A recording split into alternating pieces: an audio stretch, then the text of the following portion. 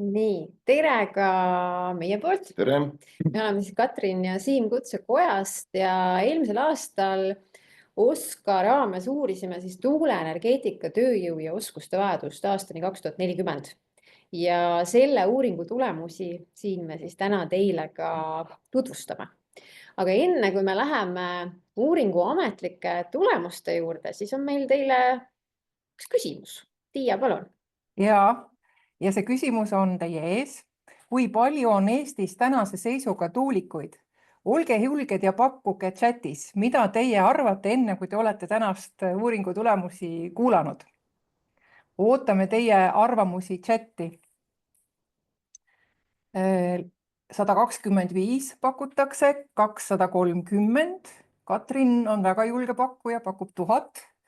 Ottol 500, 200. 200, mida me pakume? 176, kas tuleb veel? Praegu ei paista juurde tulevat. Oli väga erinevaid vastuseid, 300. Et Katrin ja Siim, annan teile kommenteerimiseks sõna. Ja ütlen veel osalejatele, et kõik oma küsimused, kommentaarid, olge head, pange chatti, siis saame neid võtta sealt teemakohaselt juttu sisse. Et Katrin ja Siim, ootan kommentaare vastustele ja siis on sõnajärg teil. Jaa, täitsa ligilähedasi vastuseid ju oli. Õnneks keegi päris nulli ei pakkunud, et ega siis tuulikute ja tuuleenergia näol ei ole Eestis üldse tegu mingi uue nähtusega. Et tuuleenergeetika algus sai tegelikult Eestis stardi juba aastal 2002 ja tänaseks peaks Eestis viimaste andmete järgi Eesti Tuuleenergia Assotsiatsiooni kodulehe järgi olema siis 214 või isegi natukene peale. Ehk siis üle 200 tuuliku neid on. Aga läheme siit siis edasi. Mida me siis selle uuringu raames uurisime? Kui tavaliselt on OSKA selline prognoosi horisont 7–10 aastat, siis selle uuringu raames oli see lausa 15 aastat, ehk siis aastani 2040 analüüsisime ja prognoosisime seda, kuidas siis muutuvad põhikutsealade hõive, tööjõuvajadus ja oskused. Ja samuti erinevalt teistest valdkondlikest uuringutest töötasime välja ka prognoosistsenaariumid. Ehk siis kui läheb nii, siis juhtub nii, kui läheb naa, juhtub naa. Sellised uurimisküsimused laiemalt on siis siin ka näha, et milline on tööjõuoskuste vajaduse prognoos aastani 2040, millised on tasemeõppe ja täienduskoolituse võimalused ja vajadused, millist õpet on otstarbekas ja jõukohane pakkuda Eestis ja milliste oskuste jaoks on tööjõudu otstarbekam kaasata välisriikidest. Et võib-olla kui te siin ka selle tänase esituse jooksul kuulete ja tähele panete, siis väga paljude selliste tegevuste jaoks ei ole meil Eestis üldse täna kompetentsi veel olemas. Ja kui minna veelgi täpsemaks selle juurde, et mida me siis uurisime, et ühelt poolt oli selleks uurimiseesmärgiks siis vaadelda kogu seda tuuliku elukaart, ehk siis kui me vaatame seda vasakult poolt sidustegevuste plokki, see algab planeerimisest ja lõpeb seal tuulikute demontaažiga ja samuti siis kui rääkida teadus- ja arendustegevustest. Aga meie keskendusime peaasjalikult siis sisutegevustele ja nendele vastavatele põhikutsealadele, ehk siis nendele ametitele, mis kätkevad endas tuulikute hooldust, tuulikute opereerimist ja toimimise tagamist ja tuuleparkide arendamist ja järelevalvet. Ehk siis mõneti võib ka öelda, et need on sellised tegevused, mis pakuvad peamiselt tööd just meie kohalikele inimestele, ehk siis kohalikule tööjõule. Et ma jätkan, et enne kui me läheme prognoosi juurde, on vaja rääkida ka sellest, et kuidas on olukord täna. Ja kui me vaatame hõivatuid, siis meil põhikutsealadel töötas 165 inimest, kokku natuke üle 200. See oli omaette väljakutse muidugi teada saada, palju neid inimesi on, et kuna tuuleenergeetika ettevõtteid on suhteliselt vähe, nad paiknevad erinevatel tegevusaladel. Ja siis võtsime sellise lähenemise, et selgitasime ekspertide abiga välja need Maksuameti andmetel põhinevalt need ettevõtted ja registrikoodiga omakorda sidusime nad siis töötamisregistriga ja siis kokkuvõttes see viis selleni, et me saime sellise hea nagu hõivenumbri, mis vastas ka nagu tegelikkusele, et siin on siis nagu seisuga 2024 nagu esimene kvartal. Ja kui me vaatame nüüd seda, et milline on selline vanuskoosseis, siis keskmiselt on see noorem, kui vaatame Eesti majandust keskmisena. Ja kuigi siin mõningad erinevused olid sõltuvalt põhikusaladest, et näiteks siin hoolduse poole peal see vanustruktuur ligines nagu keskmisele, samas siin projekti arendusjuhtide puhul oli see nagu pigem noorem. Ja kindlasti on täna ja vastu tulevikus tuuleenergeetika valdkond konkurentsivõimeline, kui vaatame palka, mis on üks põhilisi argumente Google tööle minekuks. Ta oli oluliselt kõrgem kui Eesti keskmisest. See võib-olla muidugi väga palju ei ütle, aga võib-olla selles mõttes, et inseneri palk ongi võib-olla kõrgem kui müüjate palk, et see viib selle nagu erinevuse suureks, aga kui me ka võrdlesime seda, et kas tuuleenergeetikas töötav insener saab rohkem vähem palka võrreldes nagu inseneridega keskmiselt, siis jah, et saab küll. Ja enamik olid siis mehed, hoolduse poole peal olid siis kõik praktiliselt mehed, aga siis selle arendus- ja projektijuhtise poole peal oli ka siin 5% naisi. Kui me nüüd vaatame seda haridust, siis oli üsna palju magistrikraadiga inimesi ja just see on ka mõistetav, kuna inseneril tavaliselt ongi magistrikraad. Aga kui me vaatame seda hoolduse poolt, siis oli seal ka küllaltki palju kutseharidusega inimesi, mis siis ütleme edasi sellist koolituste ellimust vaadates kõlab nagu loogilisena, et just kutsekoolid võiks siin anda nagu väga suurt panust nagu selle valdkonna tööjõu koolitamisse. Nii. Ja veel paar sõna siis nagu sellist tänasest päevast. Et kui me vaatame tööalast voolavust ehk seda, et kust tuuleenergeetika põhikusaladele tuldi ja kuhu mindi, siis kui te nüüd seda tabelit vaatate, siis näiteks kui võtame esimesena selle hooldusjuhi, siis tuldi näiteks töödejuhataja, elektriinseneri ametitelt kokkuvõttes sinna ka mindi, ehk siis ütleme, tulek ja minek oli sarnastele ametitele ja sarnase sellise haridustaustaga. Nii. Ja siit lähemegi nüüd prognoosistsenaariumite juurde. Ja võiks öelda, et selle uuringu puhul oli stsenaariumite tegemine päris hea mõte, et arvestades seda, et tuleviku nägemused tuuleenergeetika osas kohati muutusid päevadega aga siin on nagu see küsimus, et kui me räägime koolitamisest, siis on vaja koolidel sellist head tööriista või ütleme sellist konkreetseid nagu numbreid. Ja kui meil on stsenaariumid, siis mis viivad kokkuvõttes siis koolitusvajaduseni, et siis vastavalt olukorra muutusele saavadki koolid ka seda samavõrd nagu arvestada. Aga kuidas siis kokkuvõttes need sündisid, et esmalt vaatasime erinevaid eeldusi majandusarengutest kuni poliitikani ja nende tulemusena siis tuli meil 3 stsenaariumit, õigemini küll 3,5, et meil on stsenaarium 1 ka, mis on stsenaarium 1 alamstsenaarium. Ja sealt edasi tuli meil hõiveprognoos, õigemini 3 hõiveprognoosi, mis siis tuginesid vastavalt stsenaariumitele. Ja kui me vaatame seda hõiveprognoosi, siis see on üks töövajaduse prognoosi olulisi komponent, et töövajaduse prognoosil on veel omakorda komponentideks siin asendusvajadus ja voolavus.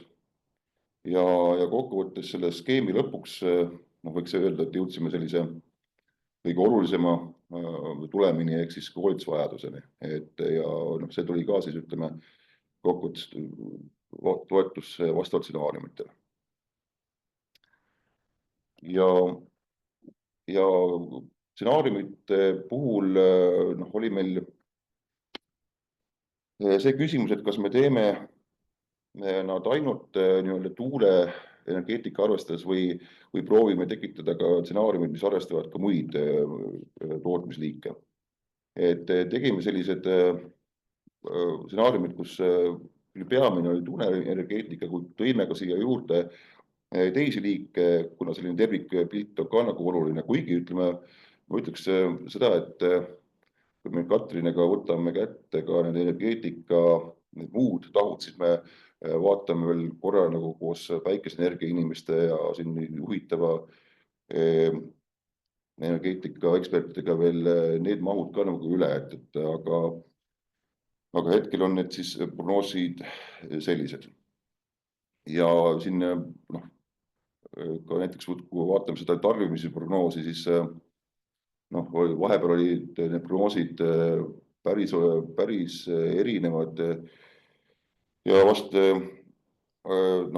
jäi ka teile kõrva ja kuulda, et millised vaidlused selles osas olid, ja me antud juhul siis pigem võtsime sellise konservatiivsema prognoosi. Aga kui nüüd lähemegi nende prognooside juurde, siis stsenaariumi 1 puhul oleks nii, et kui võtame need eeldused, siis majanduskasv oleks pigem selline mõõdukas. Ja kui me vaatame nii Eesti kui Euroopa Liidu tasandit, siis selline vaimustus taastuvenergeetikast võib-olla mõnevõrra oleks väiksem, nagu praegune suunduvus võib-olla natuke ka näitab, siis ka selline elanike vastuseis kipub pidurdama tuuleparkide arengut. Jällegi, et vaadates võib-olla viimase 2 kuu ja uudised, siis ka see on nähtav, et nii on.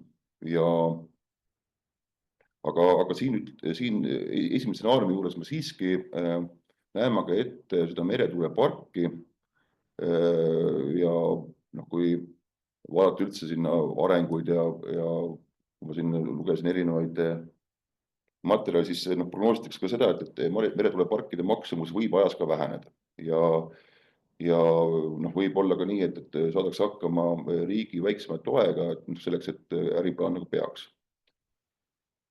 Ja antud jah, et tootmisvõimsus oleks siis 1000–1500 megavatti, meretuuleparkide toodang, maatuuleparkide toodang siis 2,5–3,5 teravatt-tundi ja meretuuleparkide puhul ka, et siin toodang oleks näiteks 2–4 teravatt-tundi. Et nagu näete, et on siin ka vahemikud ja ma arvan, et vahemikud on ka siin õige tee, et kuna täpselt tootmisvõimsust megavatti on ma arvan, et see, kes suudaks seda prognoosida, ma arvan, et oleks väga kõva sõna. Ja kui me läheme nüüd selle stsenaariumi 1 alatstsenaariumi juurde, milleks on stsenaarium 1.1, et need prognoosi eeldused on põhimõtteliselt samad, aga siin on erinevusena see, et meretuuleparki ikkagi ei teki. Ja nii on, et nii. Ning järgmine stsenaarium on stsenaarium 2.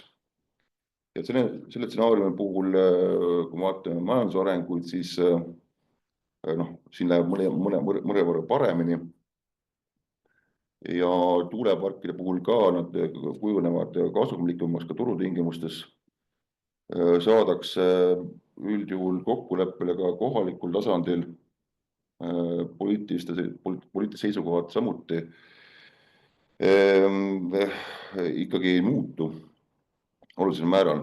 Ja veel sellest majandust rääkides, miks ma seda majandust rõhutan, et ta mõjutab ju kaudselt, et kui majandusel läheb läheb hästi, siis on rohkem kui maksuraha ja kui me räägime siin tuuleparkide ehitamist, siis on seal taga ikkagi riigi tugi, mis on tegelikult riigi tugi, mis on kaudselt või otseselt nagu maksumaksja poolt nagu maksta, et läbi taastuvenergeetika tasu. Ja kui riigil või ütleme majandusel läheb halvasti, siis seda maksuraha piisavalt mahus tegelikult ei laeku ja riigil on ju ka muud kulud, et alates sotsiaalsfäärist kuni täna ju ka julgeolekuni, et siis tekib küsimus, et kuidas siis ütleme tuuleparkide rajamist toetada. Ja meil on ka kolmas stsenaarium ja selle kohaselt on arenenud nii maatuulepargid kui ka meretuulepargid üsna hoogsalt. Eeldused on sellised, et majanduskasv jätkub heas tempos, vastuseis kohalik tasandil ka takistajana ei kujune suureks, samuti keskkonnahinnangud ja ka Euroopa tervikuna läheb hästi ning Eestis tulevad ka sellised suured tööstusettevõtted, kus tuulepargid üha enam siis nagu sõlmivad nendega selliseid otselepinguid oma elektri müümiseks. Ja et ühe asja võib-olla jätsin mainima, et kindlasti on oluliseks ka see, et kuidas on arenenud need salvestusvõimsused, et mis on nende hind tulevikus ja nende ka tehnoloogilised parameetrid, et see kindlasti mõjutab ka väga oluliselt tuuleparkide rajamist ja kokkuvõttes ka kasumlikkust. Nüüd, nagu ma ennem ka mainisin, siis stsenaariumite toetuvad erinevad prognoosid ja stsenaarium 1 puhul oleks kokkuvõttes aastast 2040 töötajaid siin ligi 500, stsenaarium 3 puhul siin üle 700. Et ühelt poolt oleks tegu, kui me vaatame tänast hõivatud arvu põhikusaladel üsna kiire kasvuga, sõltuvalt stsenaariumist. Samuti stsenaariumite vahelises võrdluses hõivatud arv oleks ikkagi erinev oluliselt. Aga sellest hoolimata jääb hõivatud arv tegelikult alla 1000, et see tuuleenergeetika sektor nagu hõivatute poolest ta ei kujune nagu väga suureks sektoriks nii või teisiti.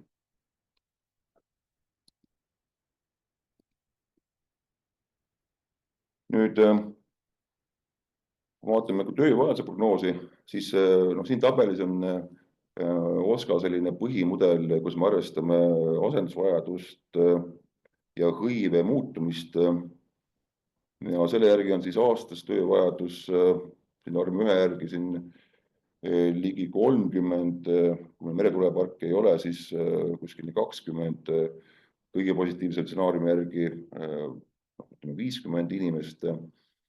Aga see on nüüd jah selline vaade, mis on nagu meie mudeli järgi, kui me nüüd läheksime nagu tööandja juurde, siis tööandja peab arvestama ka voolavusega, ehk ütleme mujale läinud inimeste asendamisega. Ja kui me nüüd jõudsime koolitusvajaduse juurde, siis me mõnevõrra seda voolavust ka arvestasime, küll mitte täielikult, et tasemeõppe kindlasti ei pea kogu voolavust omalt poolt nagu ära katma. Aga mõnevõrra siiski arvestasime ka seda, et kõik koolilõpetajad ei pruugi ka rakenduda tuuleenergeetika põhikutsealadele. Ja kui me omakorda nüüd räägime sõnumist koolidele, siis koolitusvajadus kokku oleks aastas 40 inimest, mida ei ole väga palju. Siin eelkõige on vaja ameteid koolitada hoolse poole peale, elektrituuliku tehnikut silmas pidades, labade hooldustehnikut silmas pidades, kuid loomulikult on vaja ka tuuleenergeetika insenere. Ja ma tulen nüüd korra siit sellest esitlusest välja, sellepärast, et jätsin enne rambi palavikus tegemata ühe klikivajutuse, sest tahame teile näidata ühte videot. Nii, ja ma jagan kohe uuesti.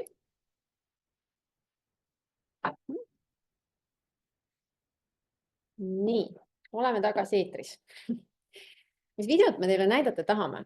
Et nagu ka alguses sai öeldud, siis tegelikult hoolimata sellest, et see tuuleenergeetika on Eestis alguse saanud juba aastal 2002, siis kui me räägime näiteks ametite kirjeldustest, siis on see mõneti vähemalt OSKA jaoks, aga ma arvan, et ei ole liialdus öelda, et ka Eesti jaoks tervikuna üsna uus. Et me kirjeldasime siin täiesti uusi ameteid ja tegevusi. Ja ma olen täiesti kindel, et siin täna ka nende kuulajate seas on inimesi, kes ei ole tuuleenergeetikaga nii kodus, et nad näiteks teaksid, mida teeb siis see tuulikulabade hooldustehnik, kelle järele siin järgnevatel aastatel Eestis suur tööjõuvajadus on. Et vaatame korra ühte videot, et see saaks sama koduseks, kui on näiteks keevitaja, õmbleja või poemüüja või ehitaja töö. Et võtame paar minutit selliseks väikseks vahepalaks.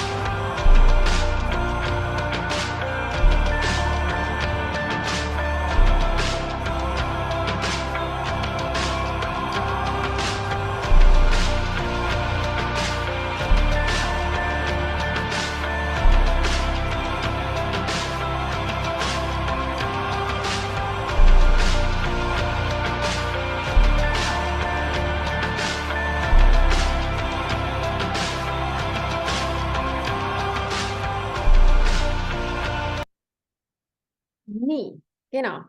Ja tähelepanelikumatele jäi silma, et selles valdkonnas kõrgust karta ei tohi. Aga lähme siit edasi. Sarnaselt teiste OSKA valdkondlike uuringutega tegime ka selles uuringus siis lähtuvalt peamistest tulemustest ettepanekuid, et kuidas siis seda olemasolevat olukorda kuidagi tulevikku vaatavalt paremaks muuta. Ja üheks peamiseks tulemuseks oli siis see, et tegelikult järgneva 10 aasta jooksul seisab siis sektor silmitsi kriitilise kvalifitseeritud tööjõu nappusega. Ja seda just kutsehariduses, ehk siis ametitel nagu elektrituuliku tehnikud ja labade hooldustehnikud. Ja tegime ettepaneku Haridus- ja Teadusministeeriumile suurendada tuuleenergeetikaalase kutsehariduse koolitustellimust. Iga-aastaselt siis, et rahastatakse 20 elektrituuliku tehniku ja 10 labade hooldustehniku õppekohta. Ja siin on ka sulgudes, et lähtudes esimesest stsenaariumist, et kuna meil on need stsenaariumid, siis me täna lähtume pigem sellest konservatiivsemast vaatest, et kus me täna oleme ja et üsna suure tõenäosusega tuleb siis see üks meretuulepark. Aga see stsenaariumite kasutamine võimaldab meil vajadusel liikuda kas tagasi alastsenaariumi 1.1 juurde või kui peaks asjad siin järgnevatel aastatel väga kiirelt arenema, siis miks mitte ka stsenaariumi 3 juurde, kus on näha, et tuleb siin 2-3 meretuuleparki. Aga tänane seis ja tänane ettepanek, mis on siis ministeeriumil tehtud, on selline. Ja võib-olla mõni küsib, et kuidas me siis niimoodi operatiivselt reageerime, et kes veel ei tea, siis OSKA uuringute puhul on alati meil kavas ka seire, ehk siis selline 1,5–2,5 aastat vastavalt vajadusele pärast uuringu valmimist tuleme me uuesti siis uuringu juhtrühmaga kokku ja täpselt samamoodi ka selle uuringu puhul, kus me saame siis paari aasta pärast vaadata, et kuidas need arengud siis selles valdkonnas on olnud ja kas me peaksime vahetama seda stsenaariumit, millest me oleme praegu lähtunud. Mis veel? Et kuna tegu on väga praktilise õppega, siis kutsehariduse puhul tuleb just nendele praktilistele oskustele väga palju tähelepanu pöörata, et tulla selle tuuleenergeetika sektori kiire arenguga toime ja samal ajal kaasajastada ka kõrghariduse õppekavu. Et hoolimata sellest, et kutsehariduses koolidel on juba väga hea koostöö ettevõtetega, siis seda tuleb kindlasti jätkata just selle praktilise õppe kvaliteedi tõstmiseks, praktikakohtade pakkumiseks sealjuures ja võimalusel kaalutakse ka siis õppe läbiviimist töökohapõhise õppena. Ja kõrghariduse puhul, siin jäi ka nende põhikutsealade puhul silma see amet tuuleenergeetika insener, et me kindlasti ei tee ettepanekut, et meil on vaja hakata koolitama insenere, kes on spetsialiseerunud just sellele tuuleenergeetikale, et meil on vaja kindlat uut õppekava. Ei, me teeme ettepaneku, et valdkonna kõrgkoolid täiendavad võimalusel siis praegusi õppekavarühma õppekavasid tuuleenergeetikat käsitlevate lisaainete või mooduliga. Ehk siis energeetika õppekaval olevad tuulehuvilised saavad soovi korral siis spetsialiseeruda ja valdkond endale sobivat tööjõudu siis kõrghariduse tasemel juurde. Mis veel? Nagu juba korduvalt öeldud, siis tegu on üsna uue valdkonnaga, mis tähendab, et meil puudub ka kutseõpetajate ja õppejõudude puhul selline järjepidevus ja järelkasv, sest neid lihtsalt ei ole selliselt, et me vaikselt siin Eestis alles arendame seda kõik välja. Samuti, kui me räägime õppeks vajalikust materiaaltehnilisest baasist. Ja olemegi teinud 2 ettepanekut, et ühelt poolt siis tuleb järjepidevalt tegeleda nii kutseõpetajate kui õppejõudude järelkasvu tagamisega, kasutades selleks erinevaid võimalusi. Et kas just eelkõige just välismaalt kaasata külalisõppejõude, olemasolevaid kutseõpetajaid ja õppejõude koolitada, kaasa arvatud välismaal ja samuti hoolimata sellest, et praktikud juba täna õppetöös osalevad, siis täiendada ka nende pedagoogilisi oskusi. Et tegelikult tuleb see teadmine paljuski tuua meile välismaalt sisse, sest täna Eestis seda lihtsalt ei ole.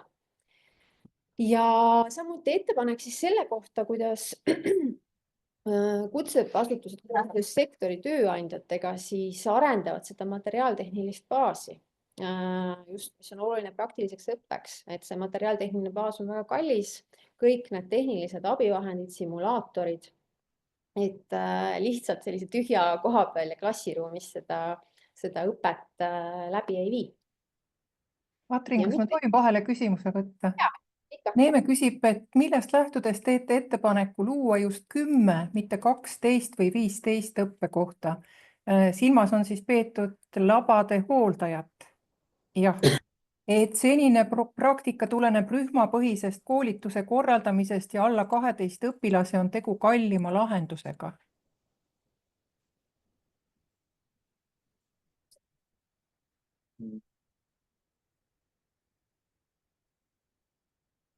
See on küsimus vist hoopis sinule, Siim, eks?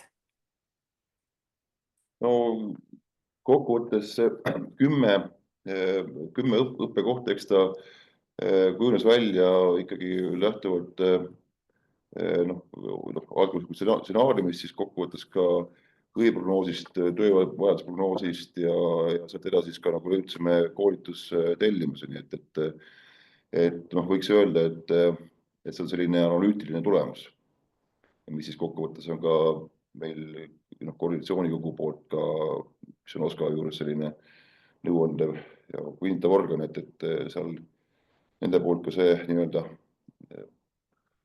kinnitatud sai. Et seda on ju meil ka arutelude juures käis ka läbi, et tegelikkuses reaalne elu on ju see, et nagunii tuleb võtta üle kattega. Et ega kõik siis need lõpetajad ju ei lähe tingimata tööle. Aga see on jah, võib-olla selline orientiir siis, millest lähtuda. Ehk et kui ma võin kokku võtta, siis tegelikult on selle ettepaneku puhul lähtutud ikkagi siis nüüd tööturu vajadusest või töönõudlusest, mitte haridusökonoomikast, ehk et siis see 12 grupina sobiks väga hästi ka vastu võtta, arvestades Katrini viimaseid sõnu. Jah, et tõesti, et kui 10 või 12, et ütleks nii, et on nagu sellise meie analüütilise tulemuse nagu veapiiri sees, et see 10 on hetkel nagu ümardatud nagu kujul selles mõttes. Aga lähme edasi.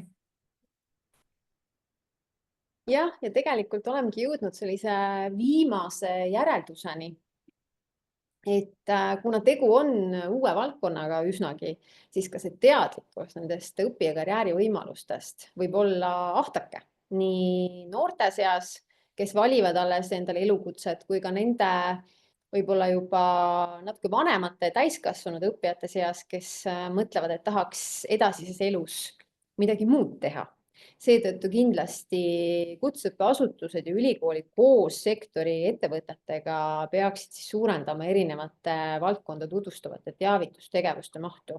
Et tegelikult on meil kutsehariduses sellised uued ja põnevad erialad, mis on hästi tasustatud ja mille järele on tööturul suur vajadus.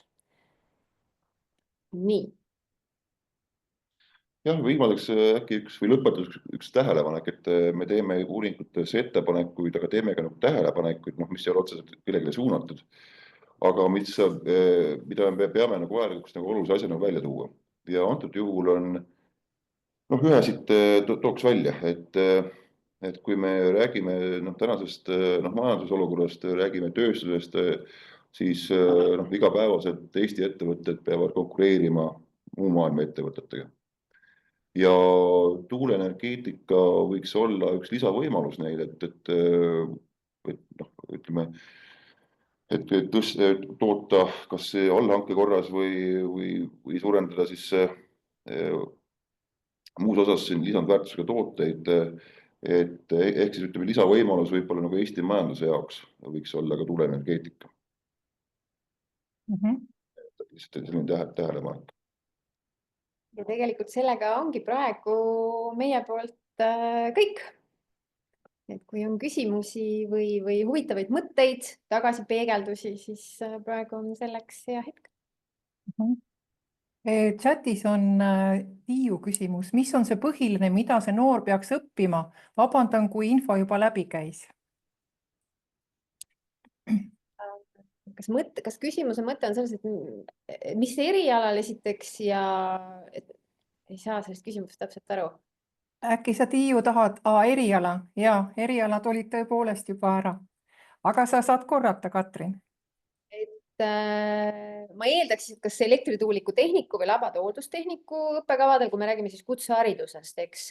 Et meil on Jüri ka siin, kes on elektrituuliku tehniku õppekava juht, et see on hästi selline laiapõhjaline õppekava, kus siis saadakse teadmised hüdraulikast, automaatikast, elektrist, elektroonikast ja siis liigutakse nii-öelda selle tuuleenergeetika spetsiifikale edasi. Et see on ikka selline tehniline eriala ja samuti see labade hooldustehnik Mairold on ka siin olemas, et võib kooli poolt vajadusel täiendada, et seal on väga suur osa näiteks komposiitmaterjalidel, et mis on sarnane näiteks laevaehitusele. Et samuti näiteks droonide kasutamine, mis samuti valdkonnas muutub üha laialdasemaks ja on selline kõrgtehnoloogiline, et kui keegi soovib mind täiendada, siis koolide poolt, siis olge lahked, et mis seal veel sellist spetsiifilist õpetatakse, et võib-olla ma lihtsalt enne ütlen veel selle, et nende erialade puhul on võib-olla tavapärasest olulisem sellised isikuomadused, kui seda võib niimoodi kirjeldada, et tõesti pead taluma kõrgust. Et kui ikka esimesel korrusel hakkab juba pea ringi käima, siis võib-olla ei ole tegu päris sinu ametiga. Ja samuti need võib-olla selline füüsiline võimekus samamoodi peab olema üsna hea. Et ilm ei küsi sageli, millal seda tööd tuleb teha ja mitte, et peab otseselt olema rammumees, aga füüsiliseks tööks peab olema valmis. Et kui keegi siin koolide poole pealt soovib mind täiendada, siis palun. Küsimus oli, et mis koolist on Mairold? Mairold on vist Kuressaare ametikoolist, eks, ja Jüri on Pärnumaa Kutsehariduskeskusest. Mairold, ole hea. Jah, Kuressaare ametikoolis hakkame sellest sügisest õpetama tuulikulabade hooldajaid või hooldustehnikuid ja tõesti, nagu sai mainitud, et põhiasi, mida õpetama hakatakse, on komposiitmaterjalide töötlemine, nende lõikamine, labade inspekteerimine ja lisaks tuleb teisi erialaaineid juurde, mis tuuleenergeetika valdkonda tutvustavad. Ja kindlasti väga oluline osa on ohutuskoolituste komplekt, mis koosneb 2 osast. Üks on siis redelil ehk tuuliku sees ronimise ohutuskoolitus ja teine on siis, nagu videolt näha, oli nii-öelda alpinisti koolitus, kus tuleb tuulikust väljaspool õpet teha või tööd teha. Ja kindlasti Kuressaare ametikool plaanib ka paari aasta pärast ka avada järgmise eriala kutsetasemel, kus siis ka hakatakse õpetama elektrituuliku tehnikuid sarnaselt Pärnu ametikooliga. Ja ma olen ikkagi üsna kindel, et see tööjõuturu vajadus on kindlasti oluliselt suurem, kui see prognoos 10 või see miinimumprognoos näitab. Sest nagu siin ka kuulda oli, et tuli välja, et üsna palju kohalikke spetsialiste, välja õpetatud kohalikke spetsialiste on vähe. Et üsna palju tuulikute hooldust nii sees kui väljast tellitakse ju Eestist väljaspool. Et lähiaastatel kindlasti nende tehnikute vajadus on nii-öelda suurem, aga ma saan aru, et uuring püüab nagu hajutada neid numbreid pikema aja peale, et enam-vähem võrdselt kajastada seda. Ja mis puudutab üks tähelepanek esitlusest, mis puudutab seda väidet, et meretuuleparke ei tule, ma täpsustaksin seda, et võib-olla ettevõtjad teavad paremini öelda, et praegu valitsuse tasandil on otsustatud, et meretuuleparkide toetamist lähema aasta jooksul ei tule, et see toetamise otsus on ootel. Isegi kui seda toetusotsust ei tule, see ei tähenda, et meretuulepark ei tule, sest võidakse mõni ettevõte võib rajada ka ilma riigi toetuseta, nagu on maa peal ka mitmed tuulepargid juba riigi toetuseta ehitatud. Et uuringus jah, see ikkagi on siiski ära mainitud, et see toetus ei tule, see ei tähenda, et tuuleparki ei tule. Ja kui ametikooli kohta veel mingeid küsimusi, siis ma saan ka vastata. Ja ma igaks juhuks täpsustan Mairold, et tegelikult ei öelnud uuring, et ei tule. Uuringus olid erinevad stsenaariumid ja tõepoolest ühe stsenaariumi alusel ei tule, aga 3 stsenaariumi alusel tuleb, et vale mõte ei jääks kõlama. Sigrid küsib, kas ma võin küsimuse esitada. Kas uuringust joonistus ka välja, et kui palju tänaseid tehnikuid omab kas elektri- või mehhatrooniku erialal väljaõpet?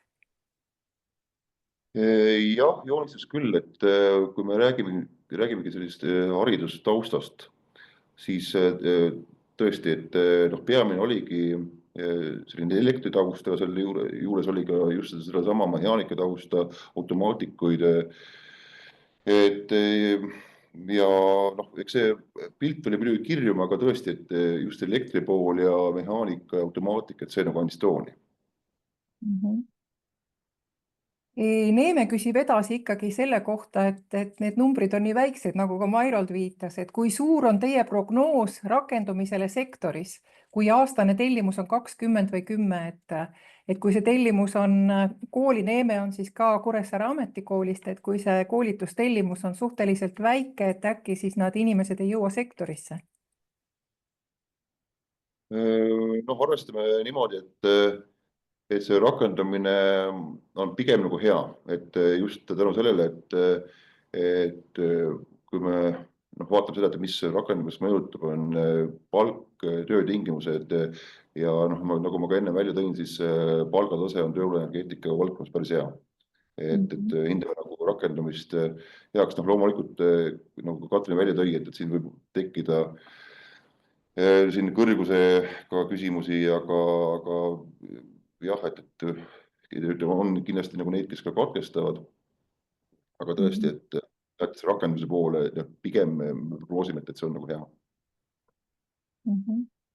Võib-olla kommentaariks ka, et miks võib-olla see koolitusvajadus siis aastaselt on algusesse nii konservatiivne, et ega seal juhtrühmas ju ka, kus Mairold meil oli ja Jüri oli ju juttu sellest ja ka tööandjad olid seal kaasas, et nagu siin ka nende põhitulemuste juures sai öeldud, siis meil ei ole täna neid kutseõpetajaid ja õppejõudegi võtta, et saigi kokku lepitud selles, et alustame natuke vaiksemalt, et me saame siis stardipositsioonilt minema. Ja me samal ajal arendame edasi endal õpetajaskonda, et mõelda, et jah, meil on see töövajadus olemas, aga et me kohe avame 3-4 suurt gruppi, siis arvata, et neil on kohe õpetajad olemas, kõigil on kohe praktikakohad olemas, et võib-olla see oleks olnud liiga optimistlik, et nagu ka öeldud, alustame kuskilt ja vajadusel me saame seda stsenaariumit muuta ja kui on näha, et meie võimed käivad üle suurematest numbritest ja vajadus on ka, siis me saame seda teha. Aga nüüd Mario küsib väga spetsiifiliselt juba, Siim, sulle. Uuringu lisa 6 viitab, et maismaa tuulikute tööjõu mahukus megavati kohta on oluliselt suurem kui meretuulikutel. Millest see tuleneb? Lisa 6.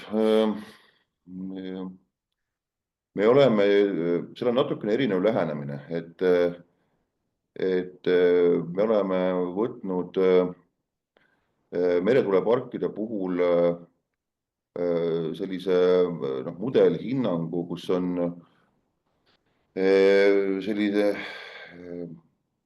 mudeltuulepark ja palju seal siis ütleme on töötajaid, et see on nagu meretuule puhul hinnang. Maatuule puhul oleme me sidunud nad nagu rohkem selle võimsuse kasvuga, et kuigi ütleme, seal oli ka niimoodi, et siin hoolduse pool või siis versus insenerid, et seal nagu muutuks nagu see tööjõu, ütleme see hõive nagu sarnaselt, kui et liiguks alati nagu nii-öelda võrdeliselt nagu megavattide kasvuga, et me näiteks näeme seda, et kindlasti nagu tuuleenergeetika arendajate hõive ei kasva nagu samas tempos, samuti nagu inseneride puhul, et jah, et meretuule ja maatuule puhul on natuke erinevad lähenemised. Mario, kas sa said vastuse? Kas see rahuldab sind? No saan aru, et mudel versus pigem tänaste andmete põhjal. Aitäh. Jah. Ma ei näe praegu rohkem küsimusi. Jüri, kas tahad sina midagi täiendada või küsida? Pärnu Kutsehariduskeskus. Just sel ajal, kui te käsitlesite Pärnut hiljem, mul oli üks inimene kabinetis, panin küll mikrofoni kinni, et ma ei teagi, kuidas te seda tegite.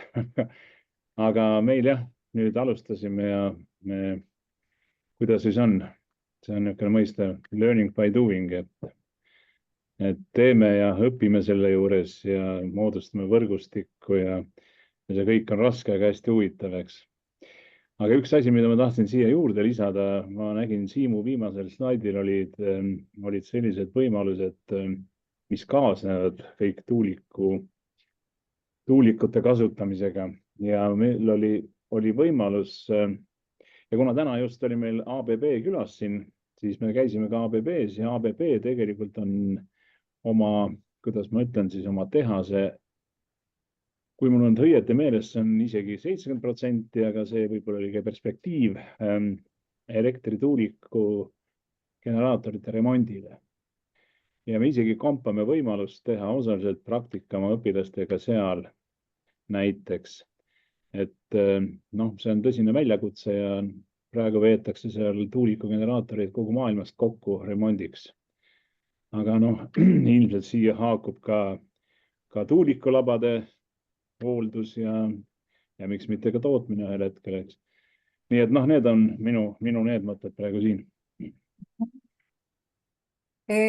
Küsimus oli, et pange palun siia kirja koolid, kus saab õppida kohe algavad kevadised õpilaste karjäärinõustamised. Sigrid juba pani kenasti kirja, et Pärnumaa Kutsehariduskeskus ja Kuressaare Ametikool on siis täna need, kus Pärnus juba on olemas ja sügisest avatakse, nagu Mairolt ütles, Kuressaare Ametikoolis elektrituuliku labade hooldaja. Ja kindlasti tasub õppida ka teisi elektrierialasid, automaatikat, mehhatroonikat, et see kindlasti tuleb kasuks ja sealt edasi spetsialiseeruda juba tuulele on ka üsna lihtne. Just, Oko näit. Jah, tahtsingi ütelda, et nii nagu, miks ma ka küsisin, et tihtipeale, et kuna meil veel seda spetsiifilist õpet ei ole, siis kusagilt ju õpilased või need töötajad on oma esialgse väljaõppe saanud, et nii nagu Jüri tõi välja siin, et on ju seal just seda automaatika poolt, elektrit, seal on palju teemasid, mis kattuvad ka selles samas mehhatroonika õppekavas just tehnikute poolel. Et kindlasti see mehhatroonika õppekava karjäärinõustamisest rääkides on väga laia rakendumisega erinevates siis inseneeria valdkondades. Aga jah, nüüd, mis puudutab Neeme märkust ka, võib-olla Neeme võtab ise ka sõna, et just selle, ma saan aru, labade hooldusega ja tööohutusnõuetega, et seal on ka lisaks vanusepiirangud. Ehk siis hääldame välja, et 18 aastat on see vanusepiir seoses ohutuskoolituse läbimisega, millal ei saa praktikat alustada. Nii, kas on veel kommentaare, küsimusi? Aitäh, Sigrid. Hetkel ei paista, aga siis ma, head kuulajad, kutsuksin teid lugema ka tegelikult uuringu teksti, kus tõepoolest on kirjas ka oskused ja mulle tuleb meelde, et ma lugesin sealt ka sellist asja nagu droonidega töö tegemine tegelikult siis vigade avastamisel sealsamas tuulelabade või selle tuulegeneraatori rabade peal, et seal on veel palju huvitavat, mida võib-olla täna veel kõik ei olegi kõlanud, et olete teretulnud lugema siis uuringu aruannet, aga ka muid põnevaid infomaterjale, nagu ikka on tehtud ka teemalehed, mida on kindlasti hea kasutada ka näiteks õpilastega kutsenõustamises. Ja nii tänane videosalvestus kui ka esitlused on järelvaadatavad veebis. Aga kui te lubate, siis veel mõned minutid OSKA teiste teemade reklaamile. Ehk viimati on avaldatud uuringute veebis siis meil IKT seireuuring, kus on uut ja põnevat, Neeme näen su kätt, uut ja põnevat siis selle kohta, mis IKT spetsialistidega toimumas on. Samuti tervishoiu valdkonna uuring on uuringute lehel väljas ja peagi avaldame seal siis välistööjõu vajaduse uuringu ja kinnisvara valdkonna uuringu. Aga see pole veel kõik. Kutsume teid kuulama, ole hea, Katrin, vaheta lehte. Kutsume teid kuulama juba 19. märtsil on homme kell 4 Oskuste Akadeemia veebiseminari roheoskustest ja kestlikust mõtteviisist ja välistööjõu vajaduse uuringu infotundi 27. märtsil kell 11 ja 9. aprillil Oskuste kompassi töötuba Töötukassa karjäärimessil ka veebipõhiselt läheb registreerimisvõimalus lahti viimasel märtsikuu päeval. Tulge osalema, olete teretulnud. Siis ütlengi kõigile teile suur aitäh. Aitäh kuulamast, aitäh Katrinile ja Siimule põneva esitluse eest ja kõigile, kes kaasa küsisid ja kõlasid, suur-suur aitäh panustamast. Järgmiste kohtumisteni.